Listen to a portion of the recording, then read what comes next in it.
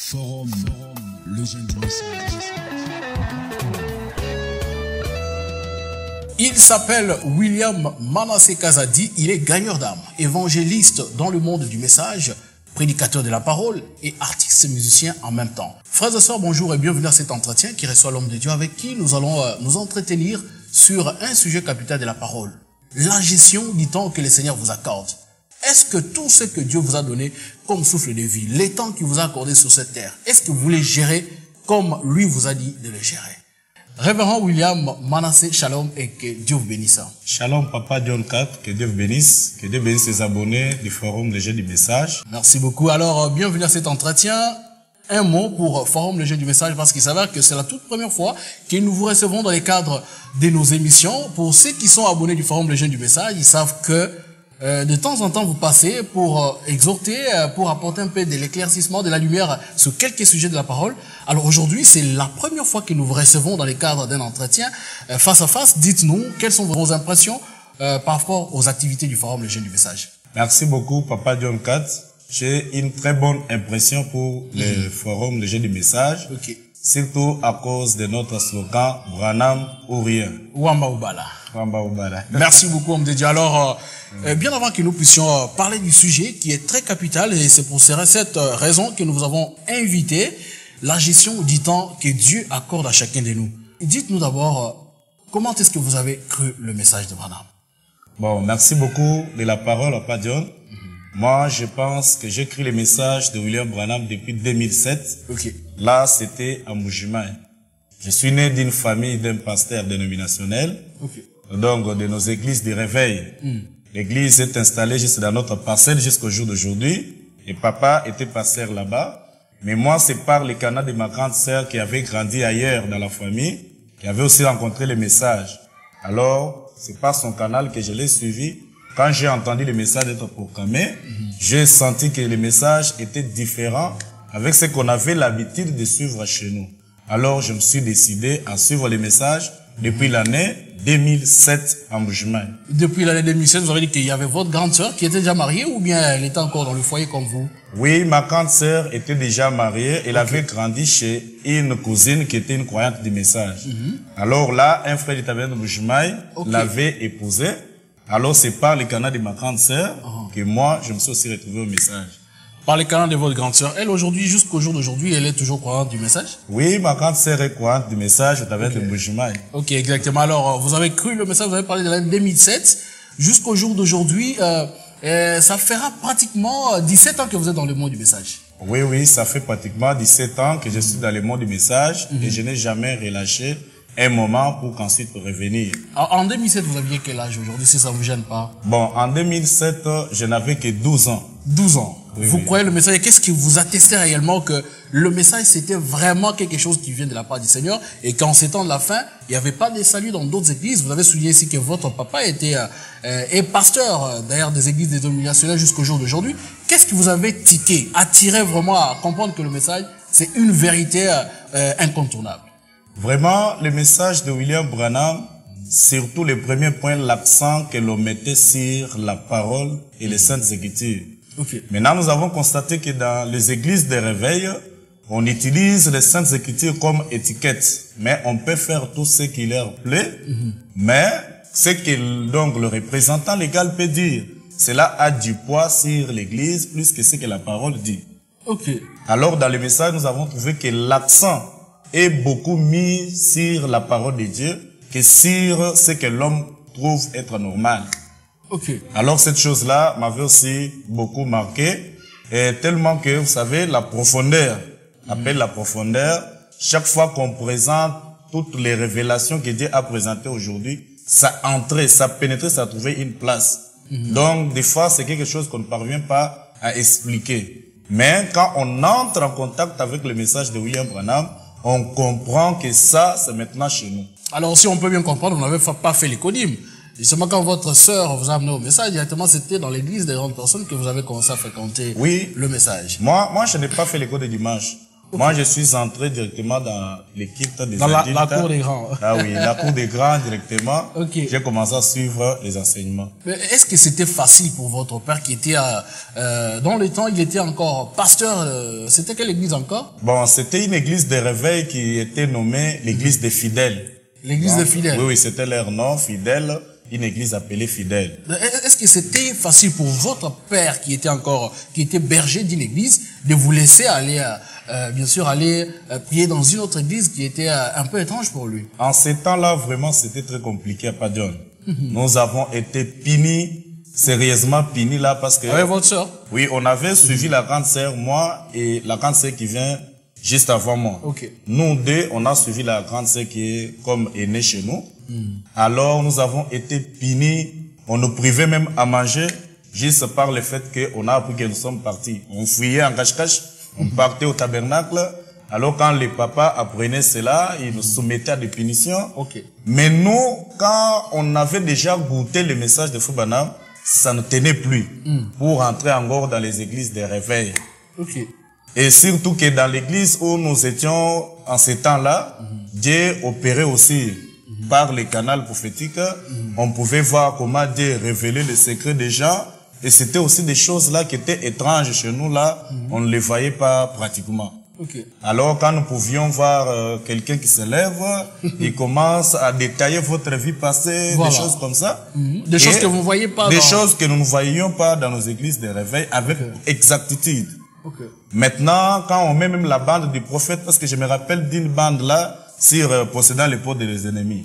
Donc, à la fin là, vous trouvez les prophètes qui commencent à prier pour les malades. Ils discernent beaucoup dans cette bande là. Croyez-vous que je suis son prophète? Croyez-vous que je peux vous dire la vérité? Que le Saint-Esprit est ici? Alors, ces choses-là me marquaient beaucoup. C'était aussi l'une des éléments qui m'attirait beaucoup dans les messages de Foubanam. Ok. Alors, aujourd'hui, 17 ans après, est-ce que papa arrive à digérer que vous soyez ministre prédicateur de l'évangile dans le message? Est-ce que papa arrive quand même à digérer? Parce que vous êtes quand même responsable aujourd'hui. Nous allons rappeler que vous êtes marié.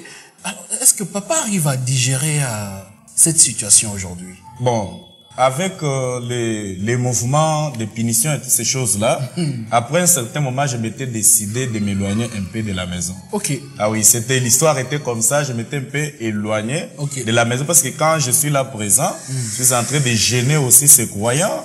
Vous voyez, les gens viennent pour écouter papa, mais moi je ne suis pas là pour suivre ses enseignements.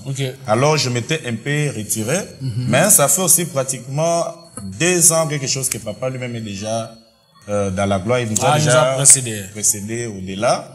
Mais bien que j'étais à distance, ce n'était pas quelque chose vraiment de facile. Oh là là, vous avez dit que papa nous a précédé déjà dans la gloire. Et vous croyez aussi que quand les gens n'ont pas cru le message avant de quitter la terre, ils sont dans la gloire? Vous croyez aussi ça? Bon, dire qu'il nous a précédé dans la gloire, c'est une expression pour honorer la dignité d'une personne. Mais nous savons très bien... La seule voie du salut, c'est le message. Oui, oui, la seule voie du salut aujourd'hui, c'est le message que Dieu nous a envoyé par Foubanam. Merci, Révérend William Manassé. Nous l'avons introduit que vous êtes également artiste et musicien. Parlez-nous d'abord de votre carrière musicale. Quand est-ce que vous avez commencé à comprendre que vous chantez aussi, bien avant que nous puissions aborder la partie qui concerne votre ministère? Bon, merci beaucoup Papa John pour la question. Je pense que j'ai commencé à chanter depuis 2013. C'est en 2013 que je sentais à moi quelque chose qui m'amenait à composer des cantiques. Et quand je les chantais dans l'église, les gens appréciaient et on disait que non, vous avez réellement un talent. Alors nous avons évolué comme ça depuis 2013 jusqu'à... Je ne peux pas dire jusqu'à maintenant parce que c'est une année. Exactement, c'est la question qui allait en venir après. J'ai stoppé. Alors, j'ai évolué comme ça et je pense que je ne chantais que mes propres chansons que j'ai composées moi-même. Vous en avez aujourd'hui combien dans votre jubilatière? Vous avez combien de chansons? Bon, j'en ai autant. Si je ne peux pas avoir la précision, mais je pense que si j'en ai peu, c'est dans les centaines. Centaines de cantiques? Oui, oui. Et déjà combien produits au studio au jour d'aujourd'hui? Bon, pour ce qui est du studio, je pense que je n'ai jamais été dans un studio. J'ai chanté, comme j'étais aussi directeur des chants dans l'église, j'ai chanté dans l'église et j'entonnais aussi des cantiques. J'ai évolué seulement au sein de l'église. Je n'ai pas été dans les studios. Là, c'est quelle église vous avez entendu des cantiques? C'était où? Bon, là, c'était encore en Bougimaï, dans un tabernacle qu'on appelle Arche de Dieu Tabernacle, là, chez le pasteur Colombe David. Exactement. Alors, quand nous allons aborder le chapitre sur votre ministère, vous allons parler un peu de ces contours-là. Comment est-ce que vous êtes parvenu à prêcher le message? Alors, vous avez dit qu'aujourd'hui, vous avez une centaine de chansons dans votre JBCR. Combien déjà vous exploitez sur terrain? Parce que vous n'avez pas encore enregistré au studio, vous l'avez dit. Aujourd'hui, vous avez combien de chansons que vous jouez, que les gens connaissent, bien sûr? Bon, je pense que j'ai une chanson là qui fait rage, que les gens, quelques amis, quelques membres de l'église et ailleurs connaissent. C'est ma chanson L'Homme. L'Homme et les plans de Dieu. J'avais composé ces cantiques-là quand j'avais lu dans les sermons, Dieu se cache dans la simplicité. Et là, les prophètes nous montraient que Dieu pouvait ordonner au soleil de prêcher l'évangile. Il pouvait ordonner à la lune de prêcher l'évangile. Mais si vous remarquez bien, il a choisi un homme. L'homme et les plans de Dieu. Alors, l'inspiration m'avait saisi. Alors, j'ai composé ces cantiques-là. Est-ce que vous voulez nous faire un acapella? Bon, je sais pas. 10 secondes rapides. Comme il n'y a pas de musique, je sais pas. Exactement, vous allez juste un acapella. Bon, souvent nous chantons l'homme, l'homme, l'homme, yeah, yeah, yeah. L'homme est les plans de Dieu. L'homme, l'homme, l'homme, yeah, yeah, yeah. L'homme est les plans de Dieu. Merci beaucoup, révérend. Je crois que nous vous recevons dans une autre émission où on va aborder cet aspect, ce côté musical. Vous allez essayer un peu de nous chanter un peu plus des cantiques. Merci. Alors, vous avez dit également que vous avez ce ministère d'apporter l'évangile. Nous rappelons aujourd'hui à Kinshasa, vous évangélisez un peu partout, dans les marchés, dans les rues. Partout, on vous voit un peu prêcher la parole, l'évangile, bien sûr, du jour. Le message prêché par le prophète Branham. Dites-nous quand est-ce que cette chose a commencé à bouillonner en vous? Vous avez compris que, ou bien Dieu vous a dit que vous aviez aussi ce ministère d'apporter l'évangile. Bon, merci beaucoup pour la question centrée sur mon appel au ministère. Je sais que ça fait depuis 2017 que je suis en train d'œuvrer dans le cadre du ministère. Alors, mon appel au ministère, si je peux rentrer un peu dans l'histoire, quand j'étais encore petit, moi, je ne savais pas que j'avais un appel au ministère. Mais il y avait certains critères que les gens eux-mêmes remarquaient dans ma vie et disaient que moi, j'avais un appel au ministère, je ne parvenais pas à supporter cela. Je disais que non, Dieu ne m'a jamais parlé de quelque chose de semblable. Alors, j'évoluais comme cela. Mais ma vie, quand j'étais encore tout petit, j'avais vraiment tendance à beaucoup lire. J'étais tellement un enfant qui aimait beaucoup la lecture. Et comme mon père, en ce temps-là, comme il était pasteur, chez nous, il y avait la facilité de trouver la Bible, des livres qui sont centrés sur la religion, toutes ces choses-là. Alors, je lisais comme tout le monde lise. Maintenant, il y avait quelque chose de différent entre moi et les autres. Moi, quand je lisais soit la Bible, ou soit quand j'ai commencé à trouver des brochures quand je lisais, je trouvais que pour que je sois à l'aise, il faut que je prenne ce que j'ai lu là, que je puisse aller partager avec les gens. Alors, c'est en partageant avec les gens que j'éprouvais certains effets qui étaient étranges. Vous pouvez trouver que vous êtes au milieu de beaucoup de gens, vous êtes en train de partager sur la parole, mais à un certain moment, vous trouvez que c'est vous qui monopolisez la parole. Et à un certain moment, vous pouvez éprouver une chaleur surnaturelle. Je peux l'appeler surnaturelle parce qu'il n'y avait pas du feu naturel là-bas. Mais vous sentez tout votre cœur en feu et vous trouvez de l'énergie à pouvoir exploiter ce que vous avez lu et expliquer à vos bien-aimés frères et sœurs. Alors, les gens commençaient à me taquiner depuis ce temps-là, disant que nous, quand on parle avec vous, on sent que vous avez un appel au ministère. Et alors, vous avez parlé de 2017. Bon, 2017, c'est quand j'ai commencé à exercer. Là, voilà. C'était avant. Avant, oui. Là, on s'est rendu en quelle année? J'étais encore tout petit, je pense, en ce temps-là, aux environs de 2010. En 2010. Oui. Ok. Maintenant, pour la première expérience que personnellement j'ai fait sur le ministère, c'était un jour, là, je dormais. J'ai fait un songe dans lequel je me voyais sur un grand terrain, un étendue là public. C'était un terrain des gens de l'église catholique. Alors là, je tenais une très grande campagne de guérison divine. Je me voyais là au podium, donc sur le podium, j'étais en train de prier pour les malades. Alors, il y avait une très forte attraction, tellement que le podium était en haut, je pouvais voir d'autres avenues qui étaient reliées donc au terrain là. Alors, je pouvais voir comment les gens accouraient de toutes parts. Et Dieu guérissait les malades. Donc, il y avait des choses terribles. L'expérience est très longue. On ne pourra pas en parler en détail. Mais c'était la première expérience que moi-même j'avais fait, mais voyant tenant une campagne de guérison. C'était une campagne publique, c'était pendant les songes. Alors quand je me suis réveillé, je ne savais pas quoi penser sur l'expérience que je venais de faire pendant la nuit. Et alors là, vous étiez déjà encadré par un pasteur ou bien vous étiez toujours au tabernacle de Mbuji-Mayi, l'église où vous fréquentiez avec votre soeur quand vous avez cru en 2007? Bon, quand j'ai cru en 2007, je n'étais pas au tabernacle de Mbuji-Mayi. C'était ma grande sœur qui était à Mbuji-Mayi. Mais comme elle était venue chez nous, il y avait une église là qui venait de commencer. Alors, l'église là était tout près de chez nous. C'est à ce moment-là que nous, on profitait, on entrait dans cette église-là. Dans cette église-là, alors, je pense que c'est le pasteur Justin Lubala, qui est maintenant en Angola, qui était venu avec un pasteur Daniel Tchaba, qui avait commencé cette église-là dans notre quartier. Vous avez l'expérience, vous avez parlé des midis, l'expérience dans votre rêve. Et quand vous êtes sorti de votre rêve, qu'est-ce que vous avez fait pour confirmer exactement ce que Dieu vous avait montré sous votre rêve? Bon, pour la vérité concernant cette expérience-là, que ça soit dans une expérience ou un message qu'on pouvait me donner, je ne parvenais pas à supporter cela parce que j'étais né un enfant vraiment ambitieux. J'avais vraiment le désir d'étudier, de beaucoup étudier dans la vie parce que je visais aussi devenir quelqu'un d'important.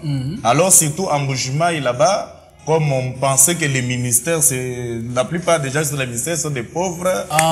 Oui, ils ne parviennent pas à s'épanouir. Alors c'était une idée que j'avais quand j'étais encore enfant.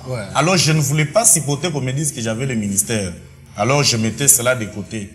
Mais je pense que quand je suis arrivé en 6e des humanités, là c'est en 2016, c'est là qu'il y a eu l'explosion des expériences dans les songes et des messages que Dieu nous parlait au travers de certaines personnes qui l'utilisaient.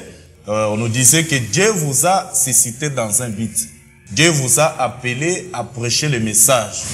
Et il y a eu des messages avec précision selon lesquels Dieu a dit, j'étais appelé pour être un évangéliste.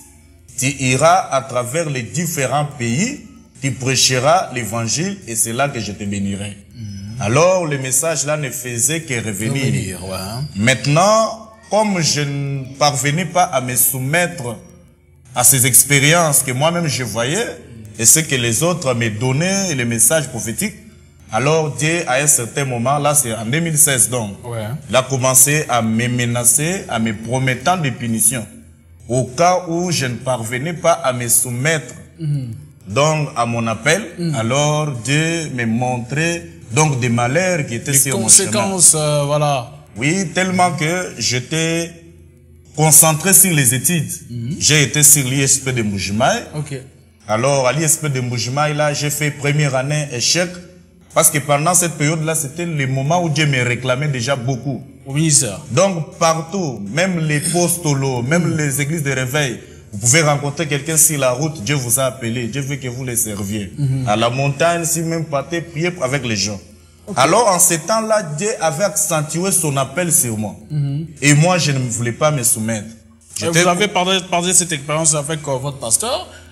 Oui, pour ce temps-là, le pasteur était l'une des personnes qui m'amenait à prendre conscience que j'avais un appel. Et moi, j'ai refusé. De me soumettre. Vous fuyez l'appel. De me soumettre à la chose. Maintenant, comme en 2016, là, j'étais déjà à l'ISP de Mbuji-Mayi, l'Institut supérieur donc. J'étais beaucoup concentré sur ça parce que dans ma vie, je voulais quand même travailler dans l'un des organismes des Nations Unies. C'est là où était ma vision. Parce qu'étant encore enfant, je lisais beaucoup les journaux des gens de l'Okapi. Comme ils parlaient de l'Organisation des Nations Unies et ces choses-là, ça m'attirait beaucoup. Ban Ki-moon en ces temps-là. Je voulais aussi devenir quelqu'un comme Ban Ki-moon. être aussi un secrétaire des Nations Unies. Alors j'étais beaucoup centré sur mes études. Beaucoup des ambitions personnelles. Oui, personnelles. Fuyant, c'est que Dieu vous avait fait comme appel. Oh, voilà. Alors, par la suite, qu'est-ce qui est arrivé? Alors, quand j'ai entamé l'ISP, j'ai échoué la première année. Deuxième année, j'ai échoué. Troisième année encore, j'ai échoué. Quand je suis allé consulter Dieu dans une maison de dons, Dieu m'a dit que cet homme-là se soucie beaucoup pour ses études. Mais moi, je ne les vois pas dans ses études. Moi, je les vois dans mon œuvre. Qu'il fasse mon œuvre et moi, je les bénirai. Alors, j'étais tellement déçu, tellement que j'avais beaucoup dépensé l'argent et toutes ces choses-là. Alors, c'est à ce moment-là que je suis allé voir mon pasteur et je lui ai dit que je ne parviens pas à me contenir. Alors là, c'était qui encore votre pasteur? En ce temps-là, le pasteur, c'était pasteur Colombe David. En ce temps-là, parce qu'aujourd'hui, vous avez un autre pasteur, un nouveau pasteur? Oui, actuellement. Vous avez changé de pasteur? Actuellement, je suis à Kinshasa. Ah, d'accord. Là, c'était en Bujumaï. Là, c'était en Bujumaï. En 2017 toujours. Non, j'ai vu les pasteurs entre 2016 et 2017. 2016-2017, voilà. Oui, oui. Alors, je lui ai dit que je ne parviens plus encore à me contenir. Dieu est en train de me pressionner pour les servir. Je lui avais dit que c'est Dieu qui m'a dit de les servir. Voilà. Et il m'a dit que si je suis cette autre voie ici, dans cette voie-là, il y aura beaucoup d'épines et de ronces. Et je suivre seulement sa direction à lui. Alors, mon pasteur me dira, toi, va continuer à prier. Si tu as un vrai appel de Dieu, Dieu viendra me parler de cela et moi je t'appellerai. Voilà. Alors nous sommes restés un temps comme cela, où le pasteur ne me faisait même pas signe. On a passé beaucoup de mois là. Et vous venez toujours partir toujours à l'église? Oui, moi je partais toujours à l'église. En ce temps-là, je chantais tout simplement. Je chantais. Je pense en ce temps-là, j'étais aussi modérateur à l'église. À l'église, ouais. Oui, je jouais aussi la fonction de huissier dans cette église-là. Alors, c'est au début de l'année 2017 que le pasteur m'appellera pour me dire que vous allez intervenir. Mais si je peux un peu revenir en arrière avant 2017, voilà. Quand le pasteur m'avait fait attendre, en ce temps-là, moi-même, je commençais maintenant à sentir la pression venir de moi-même. Donc, je trouvais que tout ce que moi j'ai lu, il faut que je partage cela avec les autres. Alors, c'est ainsi qu'un jour, pendant les deuils, j'ai prêché ma première prédication au deuil, bien que j'exhortais à l'école comme président des finalistes. Mais ma première prédication où j'ai lu la Bible et tout, c'était au deuil et le pasteur n'était pas là. Deuxième prédication au deuil encore. Alors, quand mon pasteur a appris cela, il m'a appelé.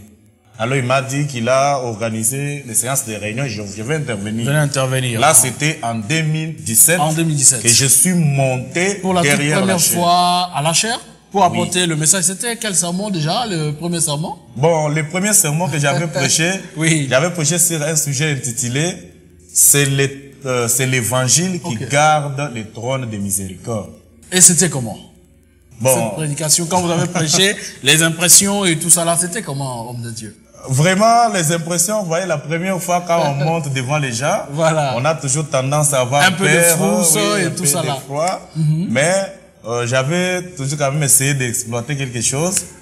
Mais ce sont les gens qui étaient là ces jours-là qui peuvent vous côté. Moi, je ne peux pas. Et le pasteur lui-même, qu'est-ce qu'il vous a dit quand vous avez prêché? Après, quand vous l'avez rencontré, qu'est-ce qu'il vous a dit, lui, le pasteur? Bon, le pasteur, il avait organisé ces séances de réunion-là. C'était presque chaque samedi, comme on avait des réunions de consécration. Je venais comme cela, comme une période de stage, comme je peux l'appeler.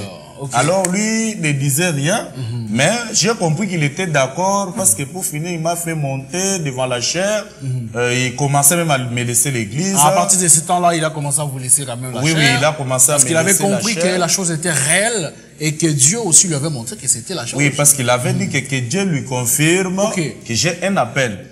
D'accord. C'est là qu'il a commencé à me laisser la chair et que j'ai commencé à intervenir comme cela jusqu'aujourd'hui. Depuis 2017, vous avez commencé à exercer votre ministère. Nous rappelons aujourd'hui, vous êtes à Kinshasa. Depuis quelle année déjà? Oui, je suis ici à Kinshasa depuis le début de 2021. Depuis l'année 2021, vous avez choisi le pasteur Paulin Biakoulila comme votre berger. Aujourd'hui, vous évoluez sous son ministère. Nous vous voyons un peu partout là, vous prêchez et tout ça là. Comment ça vous est arrivé d'aller commencer à évangéliser les rues de Kinshasa, les marchés, un peu partout où vous vous retrouvez, vous essayez de gagner les âmes. Comment c'est arrivé? Bon, je peux dire que sur les points d'évangéliser partout dans les rues et dans des marchés, c'est quelque chose qui vient par un poids intérieur. Vous savez, l'appel au ministère, j'ai fini par comprendre que ce n'est pas quelque chose que l'homme fait. Voilà. Mais c'est Dieu lui-même qui met cela dans son cœur. Vous trouvez que si vous avez fait beaucoup de temps et que vous n'avez pas prêché, vous vous sentez beaucoup étouffé.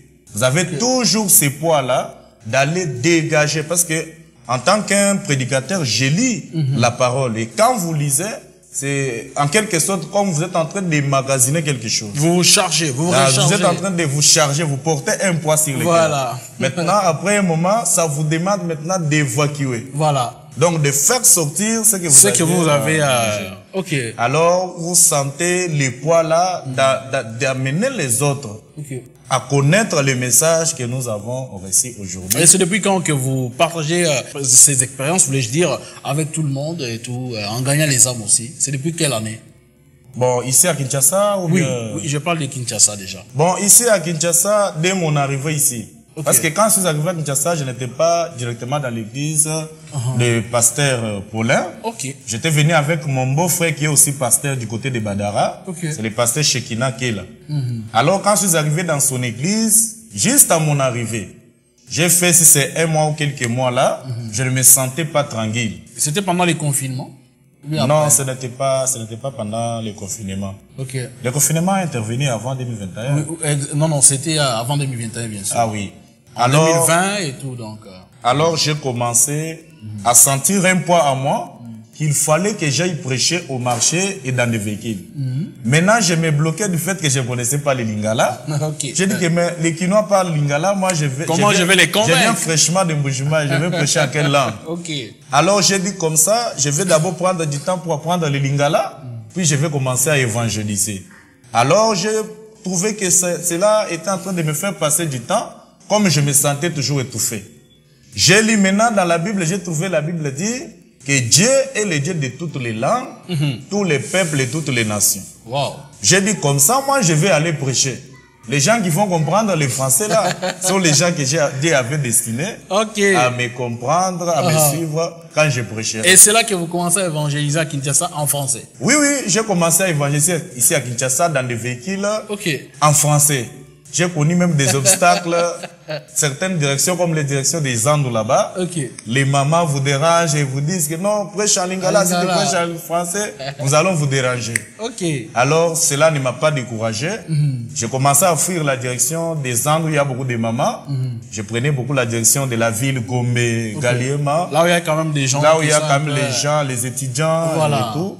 Alors là, quand j'évangélise, je suis un peu à l'aise. Je prêche en public dans des véhicules.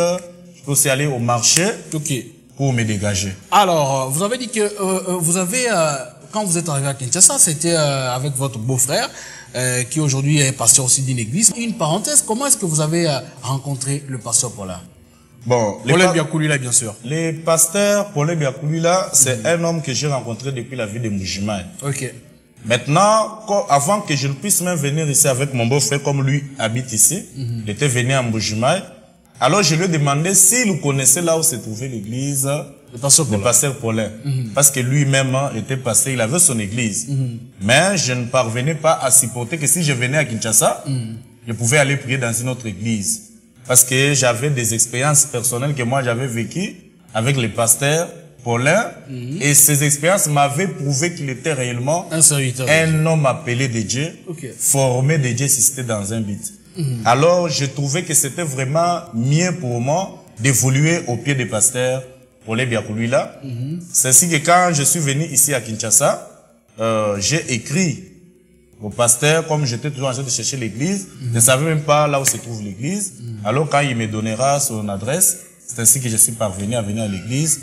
Lui ne m'a pas appelé, c'est moi-même qui sentais que moi, je trouve que je dois évoluer à côté de l'homme de Dieu. Et vous avez laissé votre beau-frère? Est-ce qu'il y a vous avez gardé quand même les relations en bon terme ou bien vous êtes carrément séparés comme ça là? Non, nous avons toujours une bonne relation. Je prêche aussi dans son église.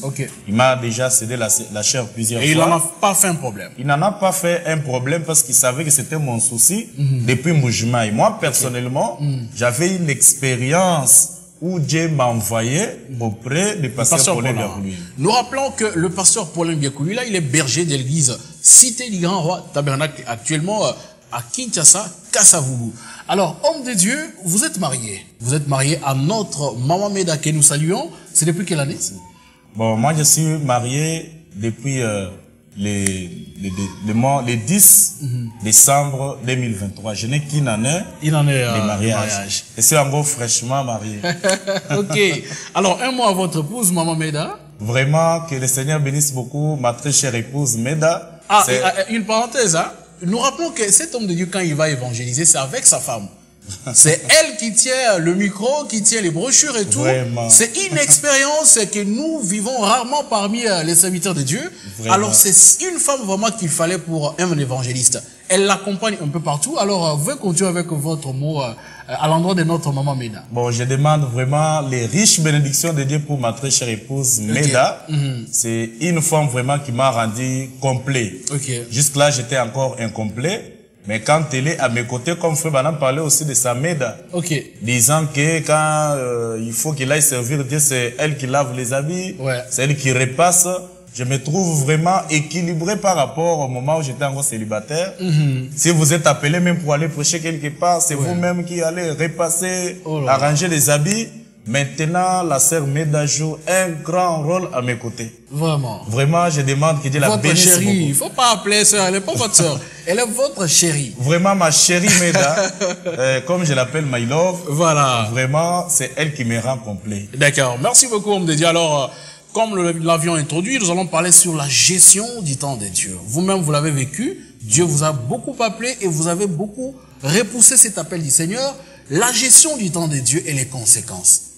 Est-ce que vous pouvez nous en parler dans 15 ou 20 minutes pour quelque chose qui soit consistant, qui va bien sûr aider les enfants de Dieu qui nous suivent en ce moment-là? Oui, merci beaucoup Papa John pour la parole. Bien-aimés frères et sœurs, vous les abonnés de la chaîne ou du forum Les Jeunes du Message, nous vous saluons par le nom du Seigneur et Sauveur Jésus-Christ. Comme vous venez de suivre, moi c'est votre frère William Manassé. Dieu m'a appelé à être un évangéliste. Alors j'ai un sujet que le Seigneur avait placé sur mon cœur. C'est un poids que j'avais voulu partager avec un grand nombre de mes frères et sœurs qui vont nous suivre par cette vidéo. Alors sans plus tarder, je vais prendre dans le livre de Jean chapitre 9. Comprenez, suivez à partir du verset 1er. La Bible dit ceci. Et Jésus vit en passant un homme aveugle de naissance. Et ses disciples lui firent cette question. Rabbi, qui a péché, cet homme ou ses parents, pour qu'il soit aveugle? Jésus répondit, ce n'est pas que lui ou ses parents aient péché, mais c'est afin que les œuvres de Dieu soient manifestées en lui. Écoutez le verset 4, c'est là où il y a notre problème. Le Seigneur Jésus dit, il faut que je fasse, tandis qu'il est jour, les œuvres de celui qui m'a envoyé. La nuit vient où personne ne peut travailler. Pendant que je suis dans le monde, je suis la lumière du monde. Amen. Je vais reprendre le verset 4. La Bible dit, il faut que je fasse, tandis qu'il est jour, les œuvres de celui qui m'a envoyé. La nuit vient où personne ne peut travailler. Bien-aimés frères et sœurs, comme cela vous a été présenté ici, nous allons parler autour de la gestion du temps et les potentialités de Dieu que nous avons en nous, que nous ne parvenons vraiment pas à mettre en valeur. Bien-aimés frères et sœurs, je pense aujourd'hui, même à travers les réseaux sociaux, beaucoup de gens, beaucoup des hommes de science, beaucoup d'hommes d'affaires, beaucoup d'hommes de Dieu ont essayé de parler sur la gestion du temps. Mais nous allons essayer de parler aujourd'hui d'une sorte de gestion des temps, c'est vis-à-vis de l'appel de Dieu. Et l'appel dont nous parlons ici n'est pas seulement l'appel au ministère, mais tout homme qui vient au monde a une certaine mission pour laquelle Dieu l'a envoyé sur la terre. C'est autour de cette pensée-là que nous allons essayer d'évoluer. Bien-aimés frères et sœurs, comme vous le savez vous-même dans la Bible, il est écrit que la vie de l'homme est courte et sans cesse agitée. L'homme s'élève comme une herbe et on coupe, on jette. Bien-aimés frères et sœurs, c'est là qui est le type de la mort. Nous comprenons que lorsque nous venons ici sur la terre, nous ne venons pas sur la terre pour de bon. Mais nous venons sur la terre, nous savons que la vie de l'homme sur la terre, c'est une vie de courte durée. Mais en venant dans le monde, nous nous retrouvons embrouillés par beaucoup de responsabilités de la vie. Quand nous sommes encore enfants, nous allons faire face aux études, nous allons grandir, faire face au mariage, faire face au travail et ainsi de suite. Il y a beaucoup de choses.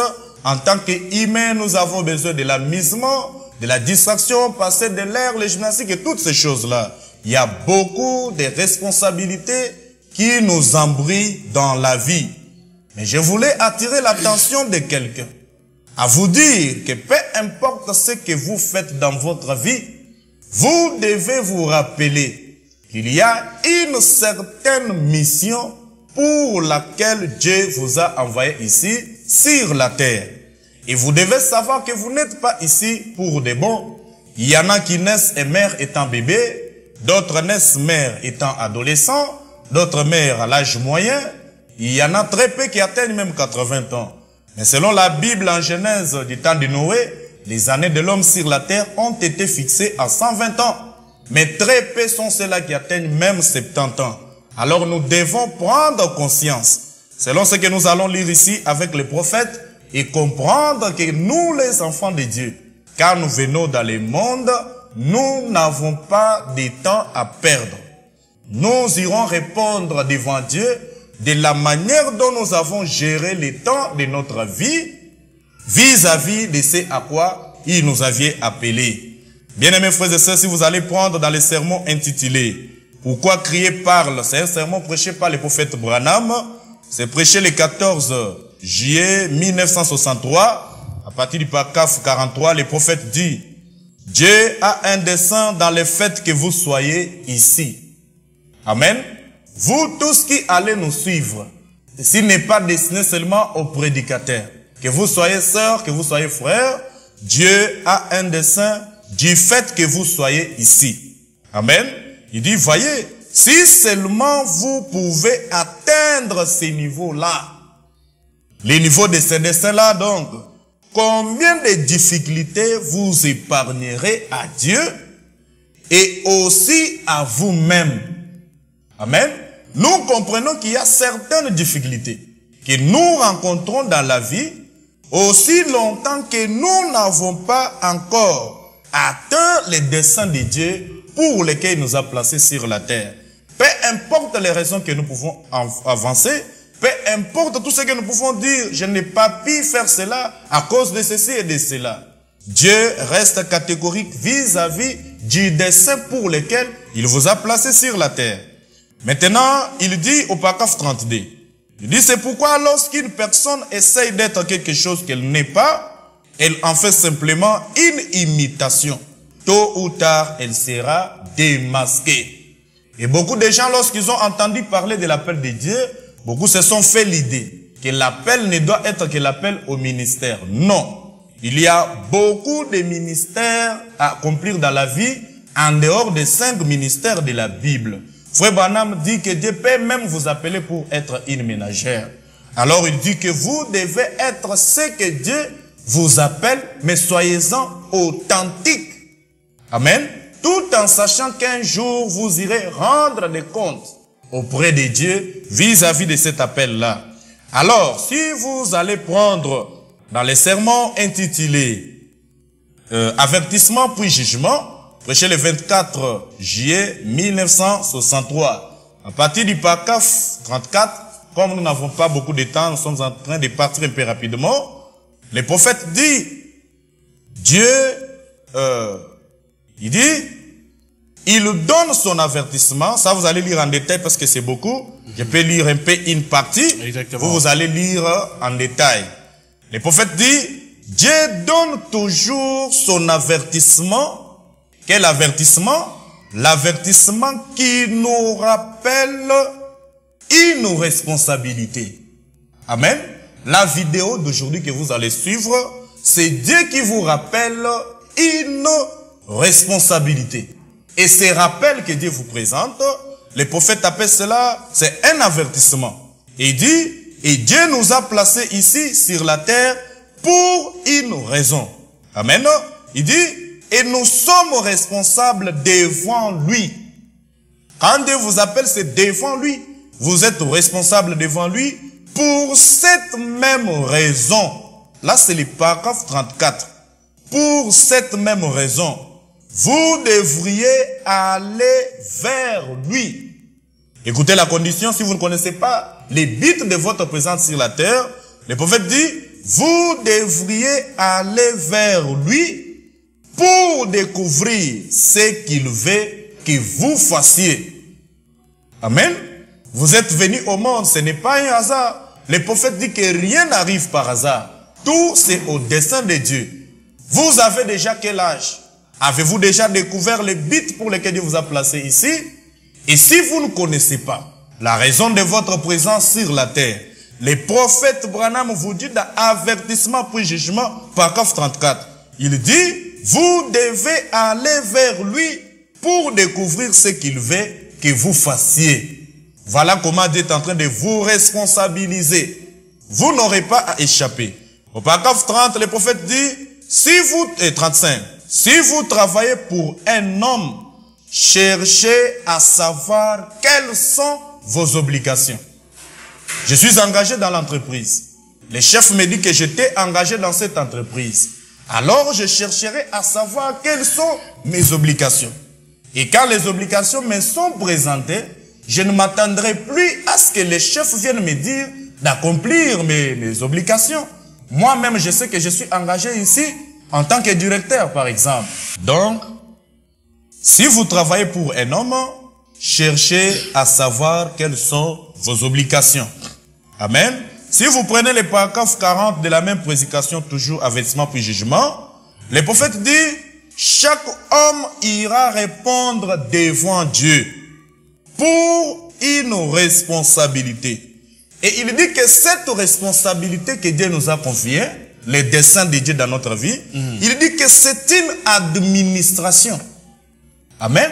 Vous comprenez que vous soyez sœur, que vous soyez frère, vous êtes aussi administrateur devant Dieu. Vous êtes en train de faire quel travail?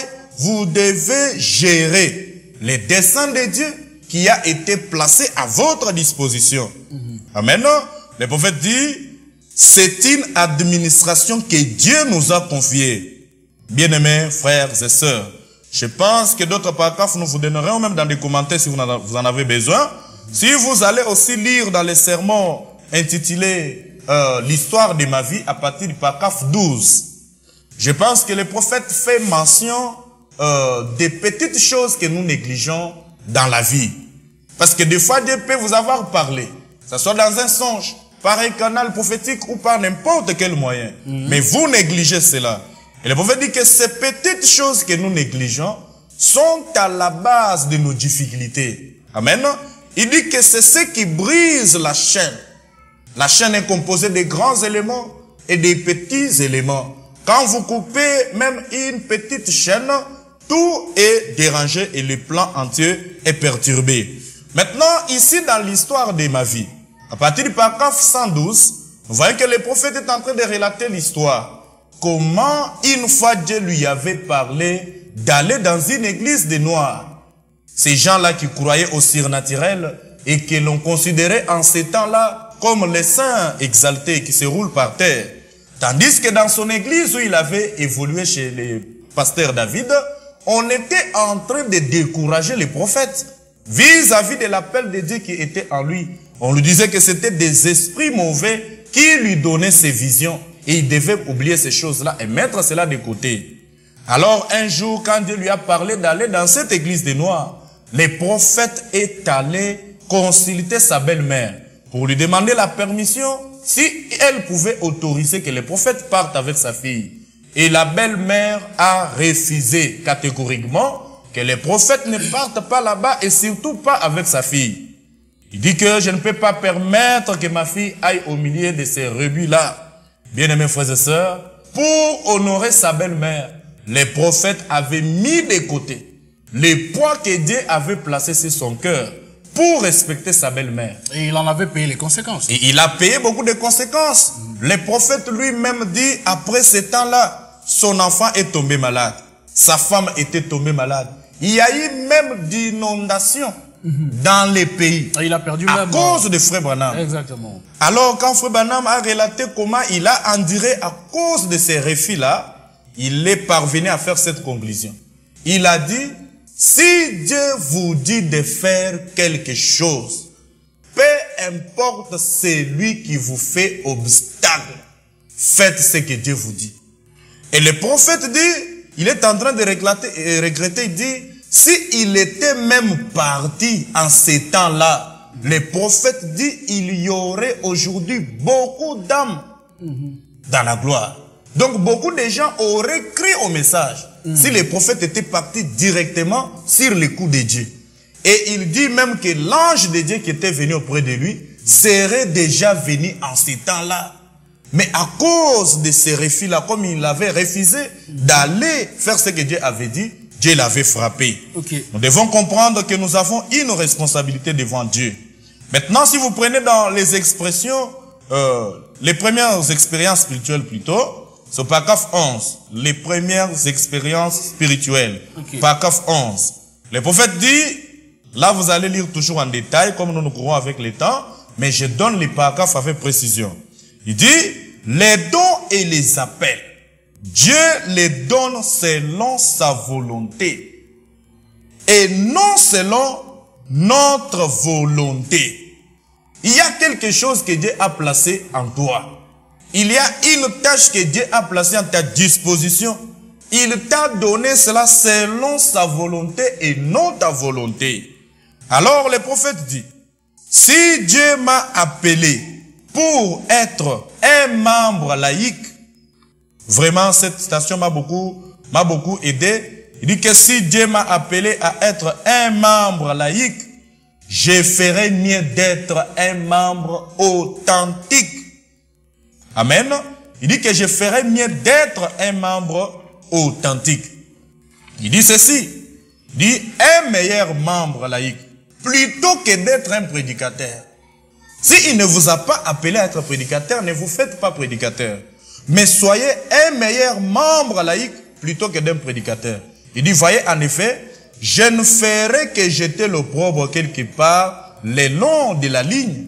Il dit, il y aura quelque chose que je jetterai de l'opprobre. Amen.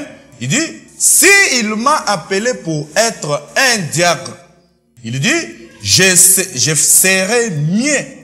Il dit, ce serait mieux pour moi d'être un diacre que d'être un ministre. Vous comprenez? Le prophète dit, mais si il m'a appelé à être un ministre, il dit, je ferai mieux d'être un ministre que d'être un membre laïque. Il fallait mettre un point sur cette déclaration-là. Des fois, il y a des prédicateurs aujourd'hui qui se comportent comme des membres laïcs. Un prédicateur n'est pas appelé à être seulement dans les bancs. Le prophète dit, je ferai mieux d'être un ministre que d'être un membre laïque. Et il conclut, il dit, il s'agit de là où Dieu nous a appelés. Voilà le problème. Il veut vous voir là où il vous a appelé.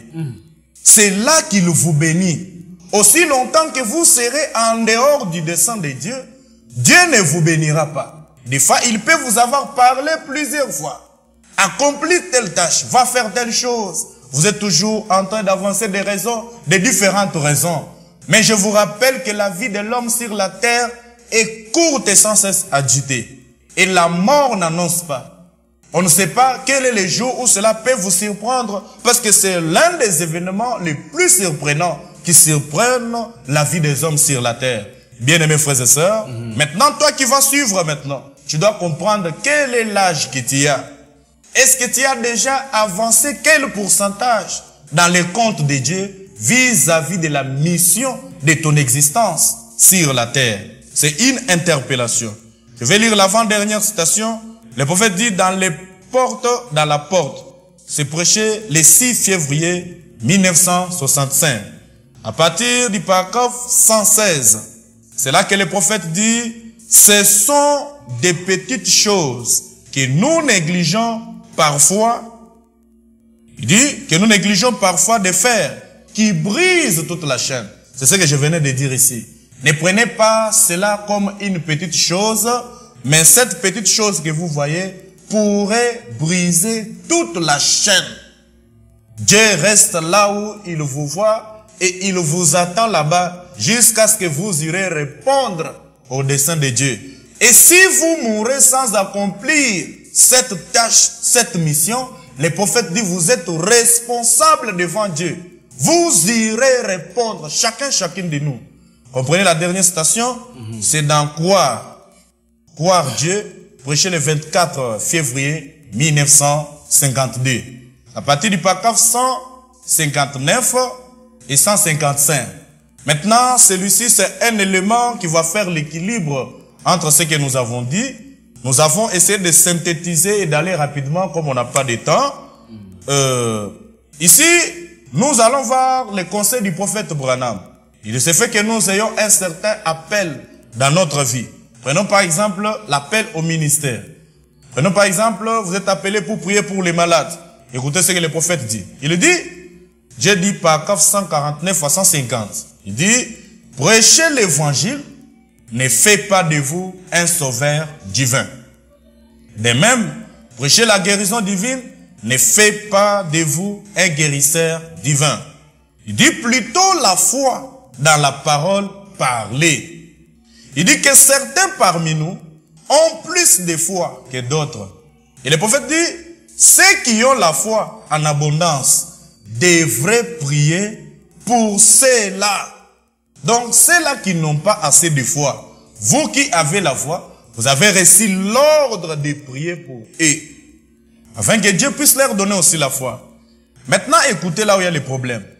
Mais, si vous ne menez pas les genres de vie corrects, vous feriez mieux de vous tenir loin de cela. Amen. Vous avez un appel de Dieu. Vous sentez que vous pouvez prêcher l'évangile. Tout commence aussi par votre vie. Le prophète dit, si vous n'avez pas les genres de vie corrects, vous feriez mieux de vous tenir loin de cela. Le diable se moquera de votre prière. Amen.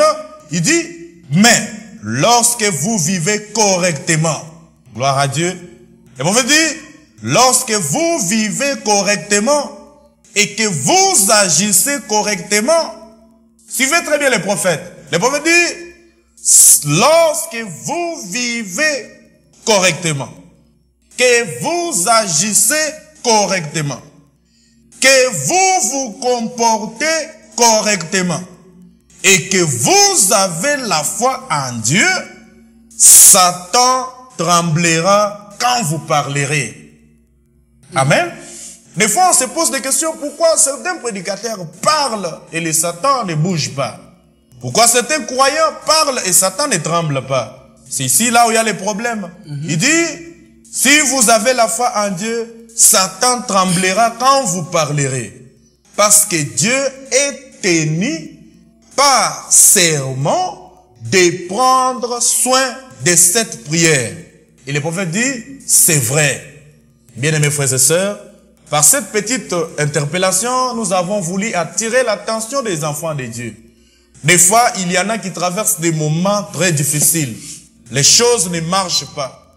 Des fois, c'est parce que vous êtes beaucoup inclinés sur vos propres préoccupations. Mais nous avons reçu la nature de l'aigle. L'aigle peut s'incliner pour manger. À un certain moment, il soulève encore la tête pour regarder en haut. Quand vous trouvez que ça ne marche pas, redressez d'abord la tête pour regarder en haut. Qu'est-ce que Dieu veut que vous fassiez? Seigneur, ici ça ne marche pas. Ici ça ne marche pas. Et vous dire que Dieu est tenu par serment de soutenir votre parole. Bien-aimés frères et sœurs, c'est quand vous êtes dans ces principes que le prophète vient de nous présenter ici. Des fois vous étiez distrait.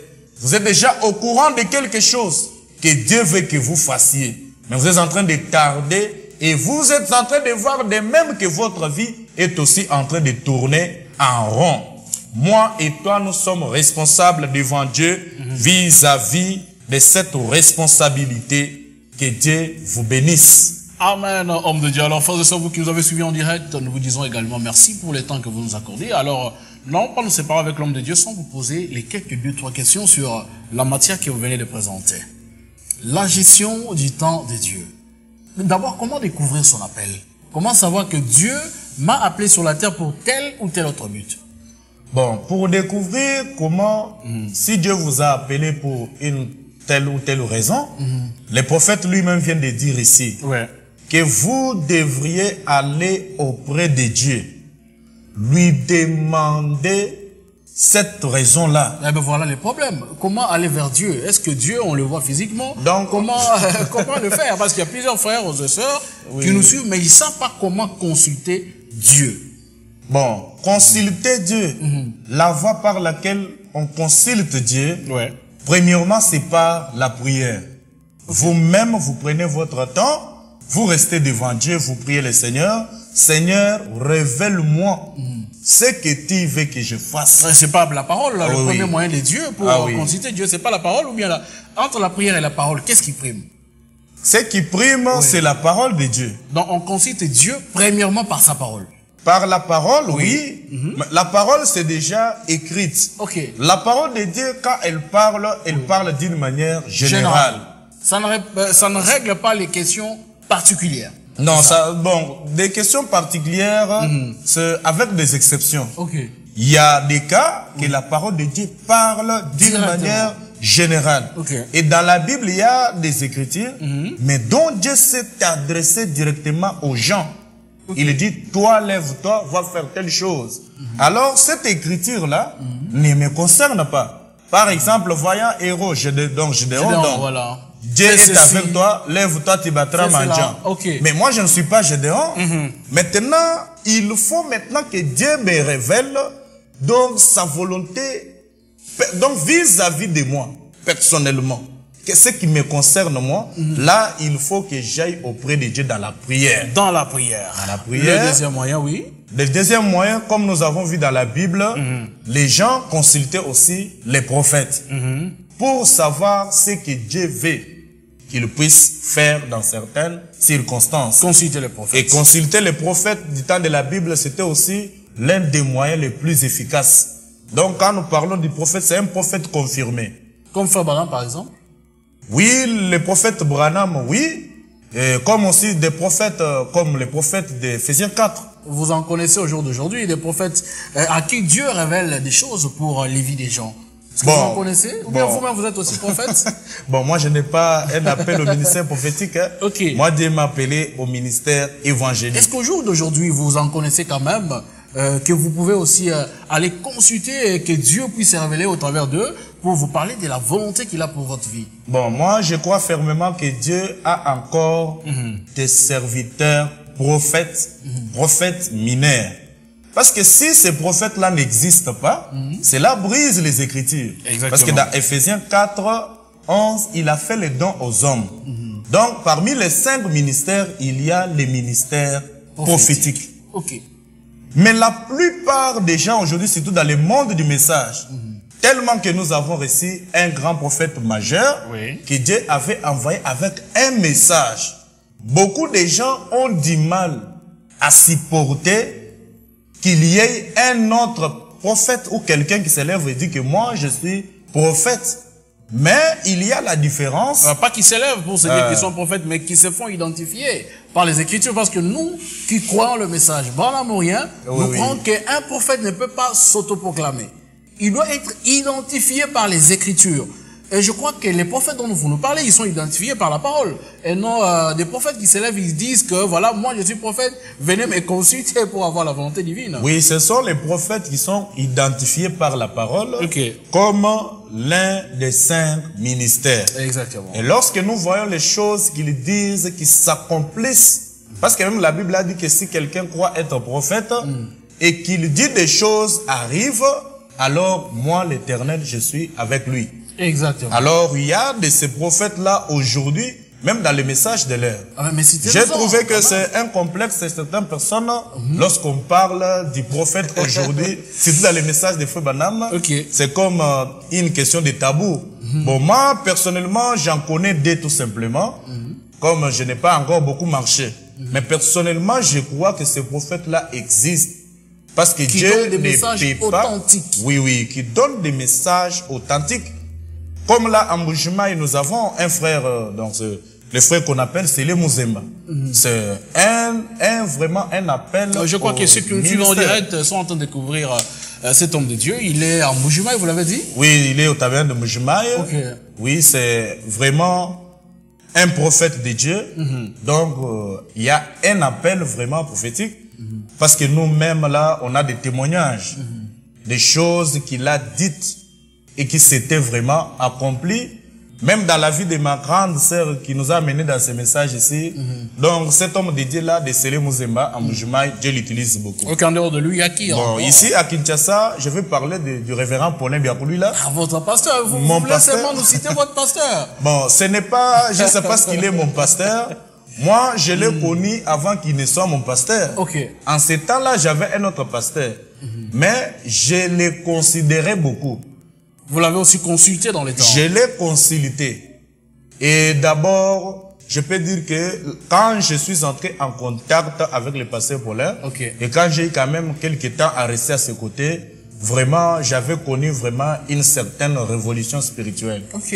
J'avais compris que donc c'est encore possible qu'un homme puisse marcher avec Dieu. Ah oui, exactement. C'est un homme vraiment consacré, un homme de prière. Il a des expériences que si nous commençons à les étaler ici, c'est pas parce que il est le pasteur ou bien le berger de notre invité, mais c'est parce que c'est un homme de Dieu que nous avons beaucoup côtoyé et il a des expériences terribles en rapport avec la spiritualité.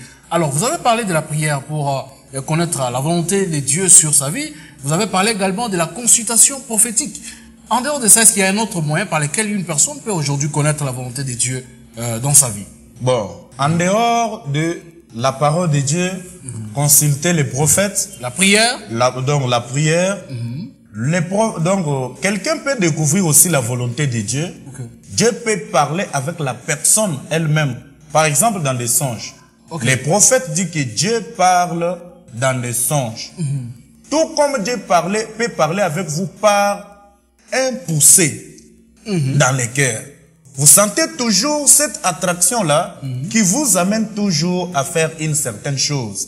Alors quand vous comprenez les genres de choses qui sont un peu hors ordinaire comme cela, vous devez aller auprès de Dieu dans la prière pour savoir ce que Dieu veut que vous fassiez. Et quand vous découvrez la volonté de Dieu pour vous, vous n'avez pas à attendre. Vous allez vous mettre à la tâche. Travail. Si Dieu vous a déjà dit que je vous ai engagé ici pour faire telle et telle chose, alors vous allez vous attendre à quoi? Mais révérend, est-ce obligatoire aujourd'hui que quand Dieu vous appelle, vous êtes tenu à ouvrir les portes d'une église pour être responsable d'une certaine église?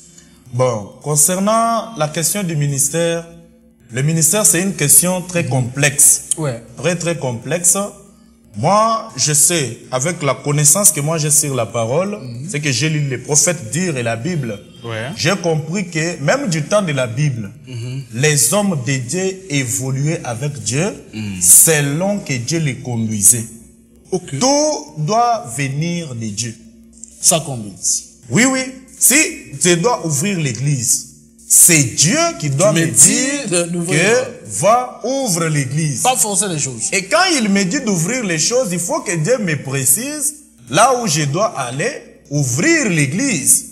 Ce n'est pas moi je me lève et je commence d'emblée une église parce que je connais lire, parce que je connais par exemple parler français, soit l'anglais, je me lève et je commence une église. Non. Là, c'est contraire aux Écritures. Et c'est pourquoi plusieurs commencent et échouent également. Oui, ils échouent. D'ailleurs, Frère Branham dit que si vous voulez savoir que Dieu est avec vous dans ce que vous faites, là, je pense que même prochainement, si on a l'émission, on pourra même donner cette écriture-là. Dit que si vous voulez savoir que Dieu est avec vous dans ce que vous faites, voyez si il bénit cela. Non, mais Dieu ne donne pas aussi tout gratuitement ou bien comme cadeau. Il y a des fois aussi, vous êtes dans sa volonté, Mais vous êtes coincé parfois par des moyens financiers. Vous êtes dans sa volonté, mais vous voyez que c'est que vous cherchez des dieux. Comme Frère Branham, Dieu ne lui donnait pas tout parce qu'il était prophète majeur. Vous voyez, il y a des choses que Frère Branham voulait dans sa vie, mais Dieu ne lui donnait pas. Nous savons que la bénédiction, quand le prophète parle de la bénédiction, cela ne concerne pas seulement les finances. Ok. La bénédiction a beaucoup d'aspects. Même spirituel. Même spirituel, matériel, il y a beaucoup d'aspects dans l'évolution de l'œuvre. Okay. Vous-même, quand vous allez commencer cette œuvre-là, vous saurez si cela avance ou pas, même si Dieu n'a pas encore donné des finances, même s'il n'a pas encore donné de matériel, mais vous sentez que vous n'êtes pas là en train de faire les mécaniques, parce que c'est la cause de Dieu. Oui, oui, forcer les choses, non, non. Là, c'est la cause de Dieu lui-même. Okay. Dieu a appelé Moïse, nous avons vu quand il est allé en Égypte. Ouais. Et il lui a demandé que quand on va me demander qu'est-ce que je vais dire. Voilà. Et il a dit que va leur dire que le je suis m'a envoyé. Oh, et Moïse n'était pas, ne s'est pas directement levé. Okay. Il y a même une citation où le prophète dit que Moïse est resté jusqu'à ce qu'il reçoive les dons qui pouvaient aller prouver aux gens que Dieu était avec lui. Il y a une question qui me vient en tête là. Oui. Je crois que c'est l'avant-dernière question. Mais quand quelqu'un sent que Dieu l'a appelé, oui, apporter l'évangile et tout ça, faire tout ce qui est ministériel, et que sa vie ne concorde pas encore avec ce pourquoi Dieu l'a appelé. Par exemple, le cas de Moïse, vous l'avez évoqué. Moïse était encore en Égypte quand Dieu l'a appelé à le faire. Mais les contours, tout ce qui est autour de Moïse, ne concordait pas avec l'appel de Dieu.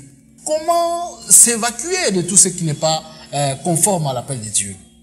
Bon, l'appel de Dieu, vous savez, Frère Branham parle aussi pour ce qui est de l'entourage. Voilà. Il y a aussi une certaine influence que nous tirons de l'entourage. Exactement. Vous voyez, il a même parlé dans l'influence, il relate l'histoire du prophète Ésaïe avec Osias. Il a vu comment ce jeune homme-là avait progressé tellement qu'il était resté derrière la parole de Dieu. Les parents d'Osias l'avaient élevé dans des conditions de la parole. Alors, Ésaïe était à côté d'Osias. Il observait comment Osias évoluait et cela a créé de l'influence sur les prophètes Ésaïe. Donc, l'entourage a aussi de l'influence. Mais si on se retrouve dans un environnement malsain, un environnement qui ne nous permet pas d'évoluer dans les choses de Dieu, et on sent également le ministère sur soi, l'appel de Dieu sur soi, comment on va faire? Bon, pour ce qui est de l'environnement, lorsqu'on sent l'appel de Dieu, même si on est dans un environnement là malsain, cela n'empêche pas l'œuvre de Dieu de s'exercer. Mais nous parlons donc de l'environnement dans le cadre de l'influence que cela joue sur celui qui a l'appel. Ok. Mais si la personne a l'appel de Dieu et il commence déjà à évoluer, qu'il soit à Babylone comme Daniel, il est seul, Dieu sera avec lui. Mais lui n'est pas appelé à entrer dans ces choses-là de Babylone. Lui doit rester avec la parole et Dieu le bénira comme Daniel à Babylone s'il reste avec la parole de Dieu. Mais est-ce qu'il y a également des conséquences de quand on ne sait pas répondre à l'appel de Dieu? Il y a vraiment des conséquences néfastes. Citez-nous quelques-uns. Il y a des conséquences. J'ai même donné l'exemple ici dans l'histoire de ma vie. Ouais. Là, c'est l'exemple du prophète Branham lui-même. Comment il a fait, cela avait fait qu'il y ait même beaucoup d'inondations. Okay. Sa femme, il a eu beaucoup de malheurs à cause il a perdu également il a perdu, oui. Sharon Rose. Oui, oui. Il a perdu ces deux êtres très chers. C'était à cause de ces refus-là. Maintenant, si vous voyez dans la Bible, même Jonas, tout ça, il avait même failli faire tuer beaucoup de gens sur la mer dans les bateaux. Vraiment. À cause de lui, un seul homme qui était en train de fuir l'appel de Dieu. Donc, certaines choses ne marchent pas. Parce que Frère Branham a dit ici, la première station que nous avons lue, il a dit que si nous découvrons les desseins de Dieu, nous atteignons ces niveaux-là, cela va nous épargner beaucoup de difficultés. Donc, quand les prophètes parlent de beaucoup de difficultés, donc c'est une diversité de difficultés. Exactement. On ne peut pas préciser seulement ça ou ceci, cela, mais Dieu peut vous punir à votre manière. Exactement, la gestion du temps de Dieu. Frères et sœurs, vous qui nous avez suivis, vous avez réellement compris que quand Dieu nous appelle, on est obligé. Et Dieu, quand il appelle, il oblige. Il ne demande pas votre volonté, votre avis. Il vous appelle, venez les servir. Et si vous ne voulez pas le faire, vous ne voulez pas adhérer à sa volonté, il punit. C'est un Dieu qui est vraiment parfois dictateur. Mais à des fois, il nous donne l'autre aussi. Alors, homme de Dieu, nous n'allons pas terminer cette émission sans vous poser une question vraiment personnelle. Dieu vous a appelé et la parole dit que quand Dieu appelle, il commissionne. C'est quoi votre commission à vous? Bon, je pense que quand Dieu appelle un homme, Dieu appelle et il ne donne pas dans certains cas directement la commission. Ok. Vous pouvez commencer à évoluer avec Dieu. La commission peut venir avant ou après un temps. Dieu vient maintenant, il vous dit, allez faire telle chose. Donc au jour d'aujourd'hui, vous n'avez aucune commission? Bon, pour moi jusque-là, je sais que Dieu m'a ordonné d'évangéliser. Vous êtes évangéliste, vous gagnez les âmes. C'est ça la seule commission que vous avez pour l'instant. Oui. Mais là, c'est général. Ça, c'est ce que dit la parole. Révérend, vous n'allez pas nous dire que c'est ça votre commission. Ça, c'est l'appel des tout croyants. Pas seulement pour les prédicateurs. Tout celui qui est croyant de Jésus, le Seigneur Jésus, depuis qu'il était en convivence sur la terre, il avait appelé ses disciples à l'évangéliser. Vous n'allez pas nous dire que c'est une commission personnelle. Mais vous, frère Branham dit, quand Dieu appelle, il commissionne. Nous connaissons la commission de William Branham. Mais quelle est votre commission pour votre vie, votre ministère? Nous ne pouvons pas généraliser l'évangélisation. Nous savons très bien que l'évangélisation ou un évangéliste, c'est l'un des 5 ministères. Et quand Dieu m'appelle moi au ministère évangélique, d'abord c'est une particularité. Tout le monde peut évangéliser. Mais quand on en arrive à ce qui est appelé ministère, là, c'est quelque chose maintenant de différent. C'est Dieu lui-même qui s'empare de son œuvre et il amène les âmes. Jusque-là, pour une commission précise, d'aller par exemple soit ouvrir une église, ou soit va à tel endroit, reste là. Dieu n'a pas encore dit quelque chose de semblable. Moi, je marche avec les pas de Dieu. Dieu m'a donné l'ordre d'évangéliser. De gagner les âmes. Partout. Il m'a dit que tu iras partout, à travers les pays, tu prêcheras l'évangile. Et c'est là que je te bénirai. Merci beaucoup, homme de Dieu. Alors, nous rappelons que vous avez un groupe d'évangélisation qui peut être sollicité par toutes les églises du message. Nous rappelons ici que vous évangélisez, vous voulez gagner plus des âmes à Christ pour les amener dans le bateau qui est le message de l'heure. Pas pour les dénominations. Alors, pour les frères et sœurs qui voudraient peut-être se joindre à vous, à votre équipe, pour aller évangéliser, est-ce que vous pouvez passer votre numéro de téléphone? Bon, mon numéro de téléphone, pour ceux qui auront besoin de nous contacter, mon numéro c'est plus 243 84 051 40 06. C'est un numéro disponible sur WhatsApp? C'est un numéro disponible sur WhatsApp. Je pense que j'utilise ce numéro-là partout. Ok, merci beaucoup, homme de Dieu. Alors, vous frères et sœurs qui voulez vous joindre à son équipe d'évangélisation, bien sûr, on vous appelle comment? On m'appelle... Non, en fait, votre groupe d'évangélisation. Les groupes d'évangélisation... Que vous dirigez-vous? De YouTube. Non, le groupe d'évangélisation sur terrain. Bon, ce groupe-là d'évangélisation, nous l'appelons tout simplement équipe d'évangélisation. Équipe d'évangélisation. Alors, vous voulez vous joindre à vous, l'homme de Dieu a donné son numéro, c'est celui qui passe au bas de vos écrans. Et vous voulez également solliciter les services pour vos campagnes d'évangélisation. Vous êtes pasteur et que vous n'avez pas la capacité de le faire, ils les font gratuitement, sans demander de l'argent. Nous allons dans des rues, si vous avez une manifestation, appelez-les, on amène des mégaphones, on circule avec des invitations, on remet et on amène des âmes à la campagne. Vous prêchez, vous gagnez des âmes, c'est pour la gloire de Dieu et on les fait gratuitement. Sans demander aucun rond. Mais n'empêche que Dieu mette sur votre cœur de quand même donner quelque chose comme de l'eau pour permettre aux enfants de Dieu qui descendent dans les rues d'avoir quand même quelque chose pour avoir la force. Alors, nous rappelons que le révérend William Manassé est ministre de l'Évangile à la Cité du Grand Roi Tabernacle, l'église chère à Pasteur Paulin Biakulula, ici à Kinshasa, Kasavubu. Alors, nous vous disons merci pour le temps que vous nous avez accordé pour cette émission. Vous avez suivi du début jusqu'à la fin. Nous rappelons que notre invité, c'est le révérend William Manassé Kazadi. À la présentation, c'était votre frère John Cat. Nous disons merci pour tout ce que vous avez accordé comme temps. Que Dieu vous bénisse et à la prochaine. Bye. Cédric Lukusahe, révérend racheté au Meonga, le fellowship. Vous avez vu le parfait que Paul attendait. John Ekate.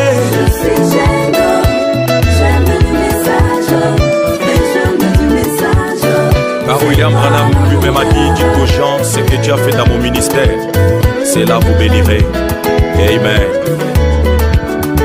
Ingénieur sublime, Kalambaï. Vous avez vu le parfait que vous attendez.